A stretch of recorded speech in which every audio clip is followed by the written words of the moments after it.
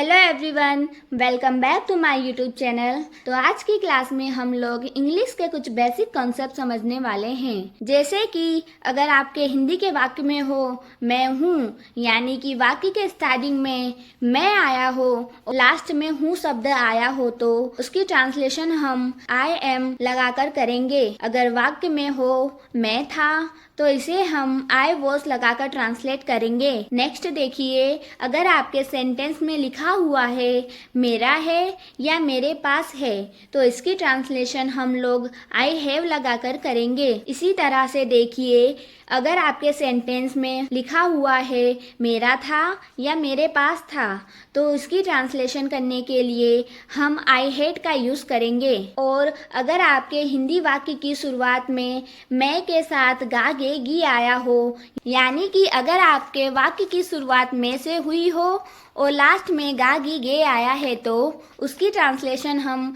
I will के साथ करेंगे। एक बार फिर से समझ लेते हैं। तो देखिए, अगर वाक्य में है मैं हूँ तो यूज़ करेंगे आई एम का। अगर वाक्य में है मैं था तो यूज़ करेंगे आई वॉज का। और अगर वाक्य में है मेरा है या मेरे पास है तो यूज़ करेंगे आई हैव का। वाक्य में है मेरा था या मेरे पास था तब यूज़ करेंगे आई हैड का। और अगर वाक्य में हो मैं के साथ गा गी गे तब यूज़ करेंगे आई विल का। तो चलिए कुछ एग्जाम्पल देखते हैं। फर्स्ट एग्जाम्पल है मैं व्यस्त हूँ। इस सेंटेंस में देखिए, स्टार्टिंग में मैं आया है और लास्ट में हूँ, तो मैं हूँ के लिए हम लिखेंगे आई एम। मैं क्या था, मैं व्यस्त हूँ ना, तो हम लोग बोलेंगे I am busy. I am busy, मैं व्यस्त हूँ। नेक्स्ट देखिए, मैं था, इसके लिए हम यूज़ करेंगे आई वॉज का। मैं था, इस तरह के सेंटेंस पास्ट टेंस के होते हैं। जैसे एग्जाम्पल देखिए, मैं खुश था। मैं था के लिए हम लिखेंगे आई वॉज। और मैं क्या था, मैं खुश था ना, तो हमारा सेंटेंस बनेगा आई वॉज हैप्पी, मैं खुश था। अगला देखिए, मेरा या मेरे पास है, इसके लिए हम यूज़ करेंगे आई हैव का। इसका मतलब है कोई चीज़ आपकी है या आपके पास है। फॉर एग्जाम्पल, मेरे पास एक कार है, तो देखिए मेरे पास है, इसके लिए हम लिखेंगे आई हैव। मेरे पास क्या है, मेरे पास एक कार है, तो इसके लिए हम लिखेंगे अ कार। तो आई हैव अ कार, मेरे पास एक कार है, आई हैव अ कार। तो ये तो हो गई प्रेजेंट की बात। आपके पास प्रेजेंट में कोई वस्तु है तब आप इस्तेमाल करेंगे आई हैव का। लेकिन अगर आपको बोलना हो कि आपके पास कोई वस्तु थी, यानी कि पास्ट की बात करनी हो, तो तब क्या यूज़ करेंगे। तो देखिए, जब वाक्य में हो मेरा था या मेरे पास था तब हम यूज़ करेंगे आई हैड का। इसका यूज़ हम पास्ट के लिए करते हैं। इसका मतलब होता है कि पहले कोई चीज़ मेरी थी या मेरे पास थी पर अब नहीं है। एग्जाम्पल देखिए, मेरे पास एक फ़ोन था। मेरे पास एक फ़ोन था, तो देखिए मेरे पास था, इसके लिए हम लिखेंगे I had.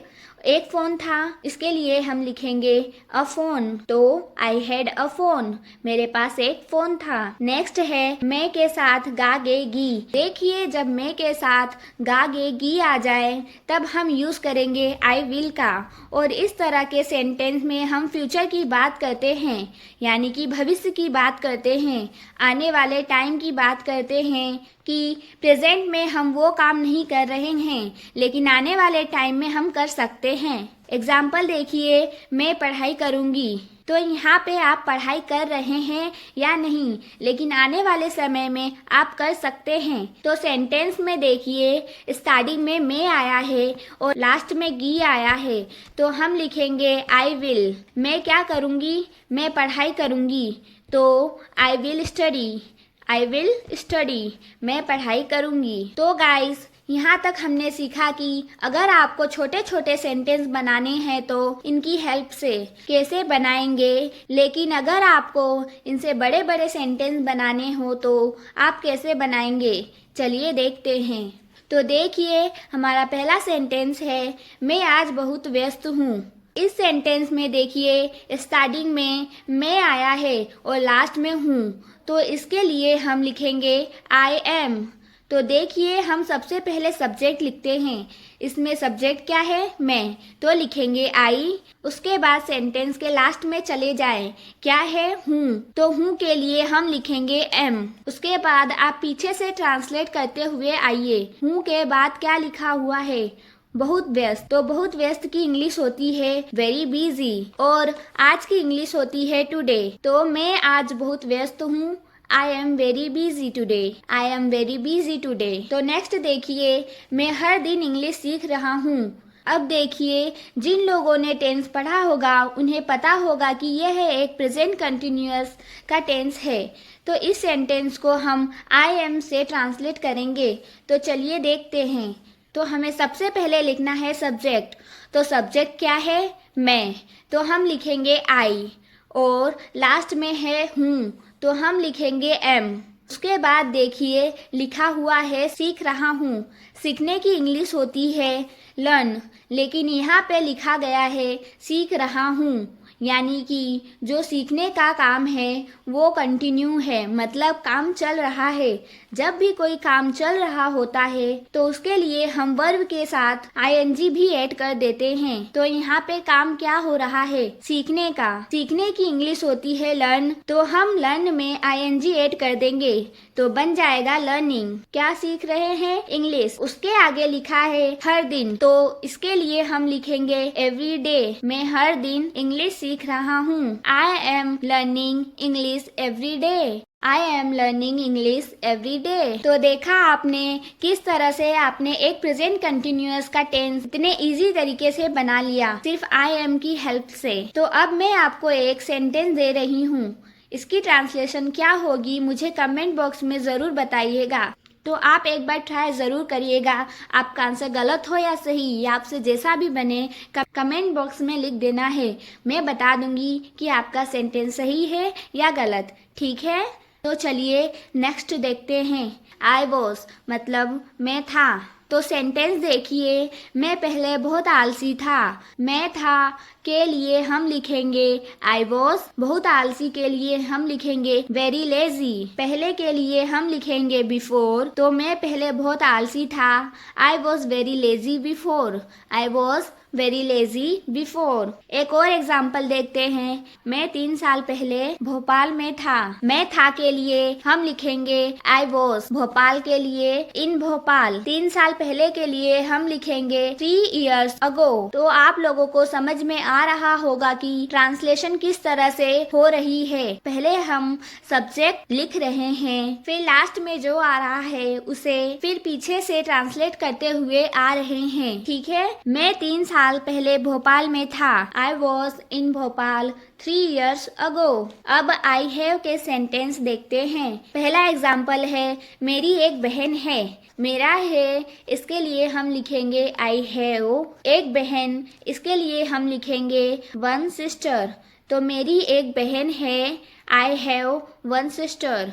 I have one sister. Next, आज मेरे पास बहुत समय है। तो सेंटेंस को समझिए, क्या है मेरे पास? समय किसके पास है? मेरे पास है। और जब भी कोई चीज मेरे पास होती है या मेरी है तो उसके लिए हम यूज करते हैं आई हैव का। तो ट्रांसलेशन होगी I have a lot of time today. मेरे पास बहुत समय है। तो नेक्स्ट सेंटेंस है मेरा एक सपना था। तो इस सेंटेंस को हम आई हैड की हेल्प से बनाएंगे, क्योंकि जब भी कोई चीज मेरी थी या मेरे पास थी तो उसके लिए हम आई हैड का यूज करते हैं। तो मेरा एक सपना था, तो इसकी ट्रांसलेशन होगी I had a dream. I had a dream. मेरा एक सपना था। मेरा एक छोटा सा घर था। देखिए मेरा था, इसके लिए हम लिखेंगे आई हैड एक छोटा सा घर, अ स्मॉल हाउस। तो मेरा एक छोटा सा घर था।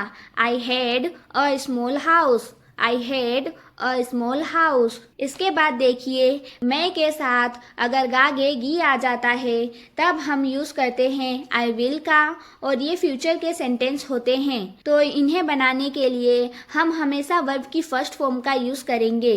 एग्जाम्पल, मैं कल स्कूल जाऊंगा। I will go to the school tomorrow. I will go to the school tomorrow. will के साथ वर्ब की फर्स्ट फॉर्म आई है यानी कि go. इसी तरह से मैं तुम्हारी मदद करूँगा. I will help you. I will help you. तो देखिए स्टार्टिंग में मैं और लास्ट में गी आया है तो यूज़ करेंगे आई विल और आई विल के साथ हम वर्ब की फर्स्ट फॉर्म का यूज़ करेंगे यानी कि हेल्प आई है तो सेंटेंस होगा मैं तुम्हारी मदद करूँगा. I will help you. Next है मैं अपना काम पूरा करूँगी. I will complete my work. I will complete my work. Next देखिए मैं तुमसे कल मिलूंगी. I will meet you tomorrow. So guys आज की क्लास में बस इतना ही. आई होप ये वीडियो आप लोगों के लिए हेल्पफुल रही होगी. Thanks for watching.